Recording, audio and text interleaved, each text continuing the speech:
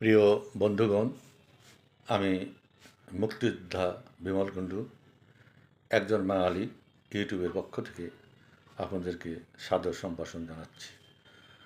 বন্ধুগণ, বর্তমানে অন্তর্বর্তী সরকার গোপালগঞ্জে যে ধ্বংসযজ্ঞ চালিয়েছে এবং সেনাবাহিনীকে দিয়ে যে গণহত্যা চালানো হয়েছে সেই সম্পর্কে আমি কথা বলছিলাম এবং গতকাল এ সম্পর্কে একটা ভিডিও ছেড়েছি।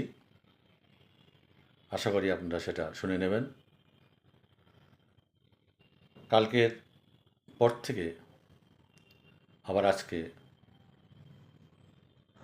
এই যে গোপালগঞ্জে গণহত্যা এবং বঙ্গবন্ধুর সমাধি ধ্বংস করার যে পরিকল্পনা অন্তর্বর্তী সরকার এবং তাদের তথাকথিত রাজনৈতিক পার্টি এনসিপির, সে সম্পর্কে আমরা এর মধ্য দিয়ে তুলে ধরব যে গোপালগঞ্জ এবং বঙ্গবন্ধুর প্রতি তাদের এই উষ্মা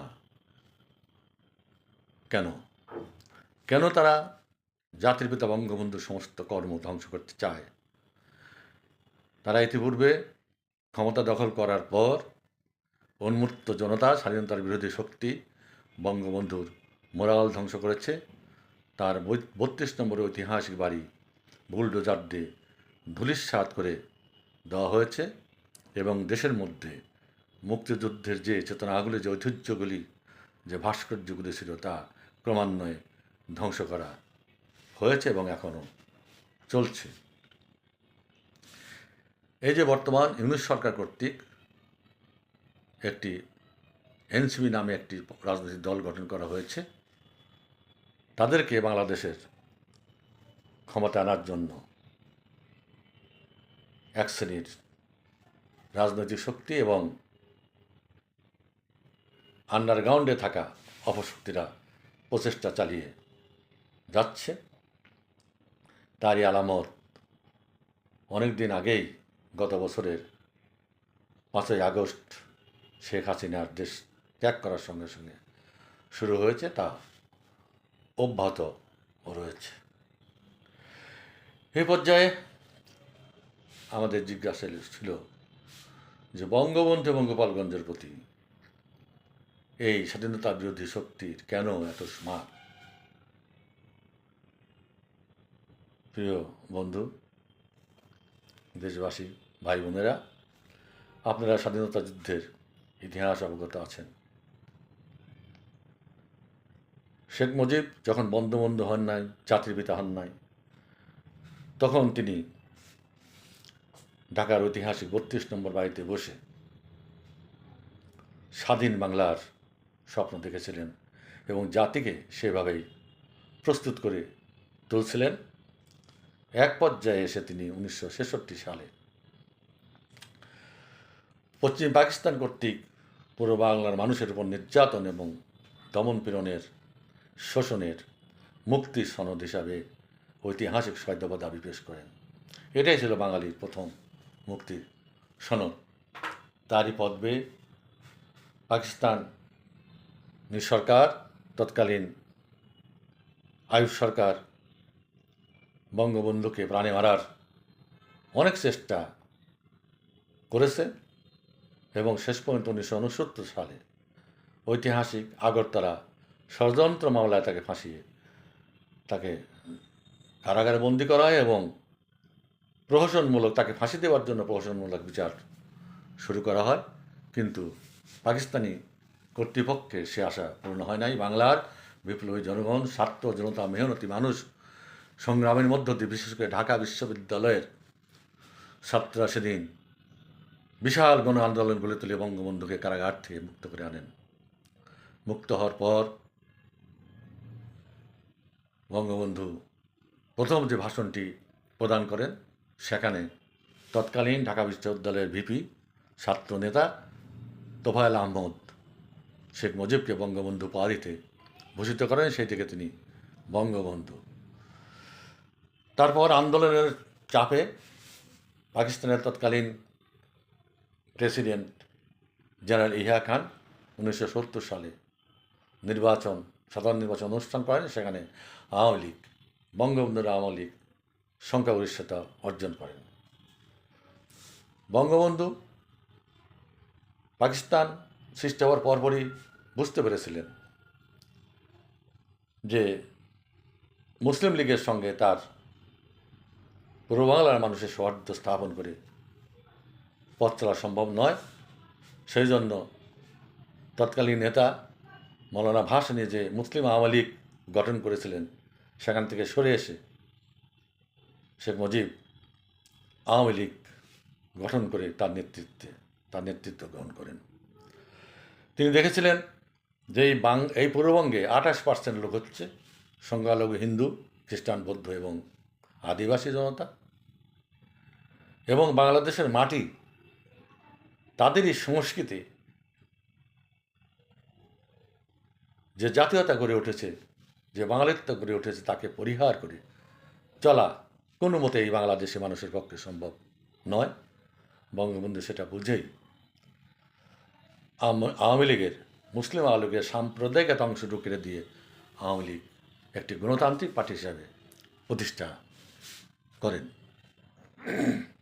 এবং সেই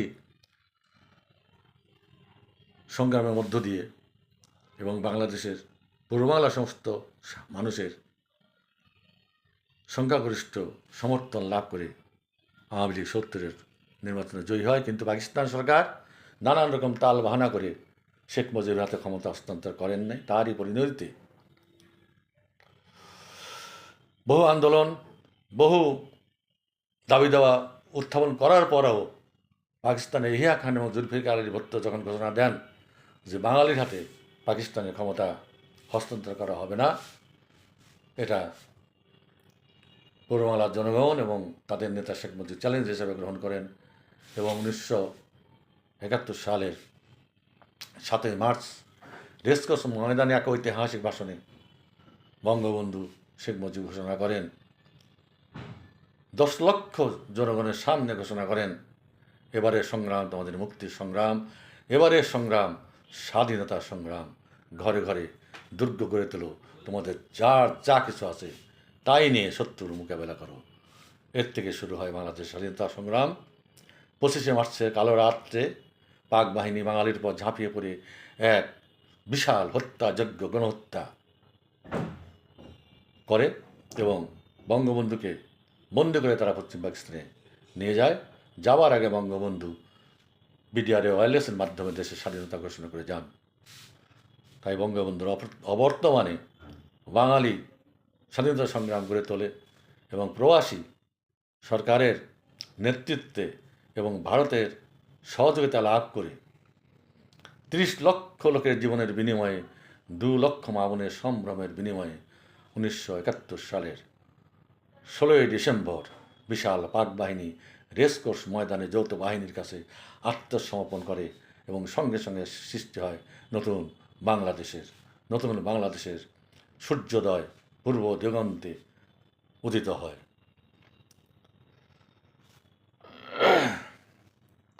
আন্তর্জাতিক চাপে তখন পাকিস্তান বঙ্গবন্ধুকে ছেড়ে দিতে বাধ্য হন এবং বঙ্গবন্ধু 10 জানুয়ারি 1972 সালের 10 জানুয়ারি দেশে ফিরে এসে দেশের নেতৃত্ব গ্রহণ করেন। কিন্তু পাকিস্তানের যে পরাজিত শক্তি আল বদর, রাজাকার, মুসলিম লীগ, জামাতে ইসলাম, তারা কিন্তু ষড়যন্ত্র চালিয়ে যেতে থাকে। যদিও বঙ্গবন্ধু সাধারণ ক্ষমা ঘোষণা করেছিলেন তাদের বাঁচাবার জন্য, তাদেরকে শুদ্ধে যাওয়ার জন্য, কিন্তু এই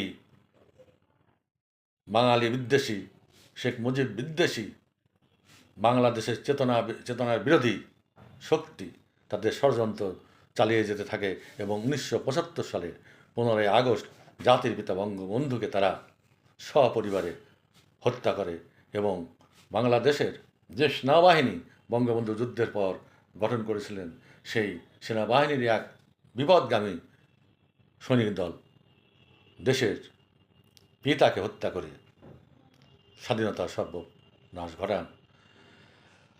কিন্তু এখানে এই বিরোধী চক্র, এই স্বাধীনতা চেতনার বিরোধী চক্র পুরোপুরি সফলতা লাভ করতে পারেননি। বাঙালি আবার সংগঠিত হয়ে বঙ্গবন্ধুর একমাত্র জীবিত দুই কন্যার হাসিনা, শেখ হাসিনা এবং রেহানা, যারা ভারতে আশ্রয় নিয়ে তখন অবস্থান করছিলেন, তিনি এই বাংলার জনগণ তাদেরকে ফিরিয়ে আনেন এবং শেখ হাসিনা এসে আওয়ামী লীগের দায়িত্ব গ্রহণ করেন। শুরু হয় আবার কলেবরে আওয়ামী লীগের উত্থান। বন্ধুগণ, আজকে শেখ হাসিনার নেতৃত্ব গ্রহণ পর্যন্ত আমরা এইটুকুই বললাম। আগামীকাল আবার পরবর্তী অংশ আলোচনা করব এবং কি কারণে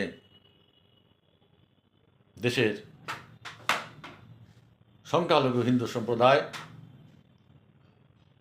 গণতন্ত্রকামী মানুষ, মুক্তমনা মানুষের উপর এই স্বাধীনতা বিরোধী চক্রের এত আক্রোশ, বিশেষ করে শেখ মুজিবের পরিবারের প্রতি কেন এত আক্রোশ, কেন তার শেষ স্মৃতিচিহ্ন টুঙ্গিপাড়ার সমাধিকে তারা ধূলিসাৎ করে দিতে চায়, এটা আমরা আস্তে আস্তে জনগণের কাছে বর্ণনা করব। গতকালকের ভিডিওতে বলেছিলাম, দেশে হিন্দু এবং গণতান্ত্রিক কামী মানুষ আপনারা সাবধানে থাকবেন। টুঙ্গিপাড়া গত কয়েকদিন ধরেই 144 ধারা চলছে, সান্ধ্য আইন চলছে। সেই সান্ধ্য আইনের অন্তরালে সেনাবাহিনী, পুলিশ সেখানকার জনগণের উপর যে অকথ্য নির্যাতন করছে, বহু জনগণ এখনও তারা কোথায় আছে, যারা যায়নি, তাদেরকে মেরে ফেলা হয়েছে না কি করা হয়েছে তা যারা যায়নি। গোপালগঞ্জকে অবরুদ্ধ রেখেই এই অবৈধ সরকারের অরাজনীতিকৃত রাজনৈতিক দল একের পর এক ডিস্ট্রিক্টে লং মার্চ শুরু করেছে এবং দেশ জুড়ে এক আতঙ্কের পরিবেশ সৃষ্টি হয়েছে এবং দেশের সাধারণ মানুষ ভয়ে ভয়ে দিন কাটাচ্ছে। কী হতে যাচ্ছে তাই দেখার জন্য, শোনার জন্য আপনারা অপেক্ষা করুন। সবাইকে ধন্যবাদ। জয় বাংলা, জয় বঙ্গবন্ধু।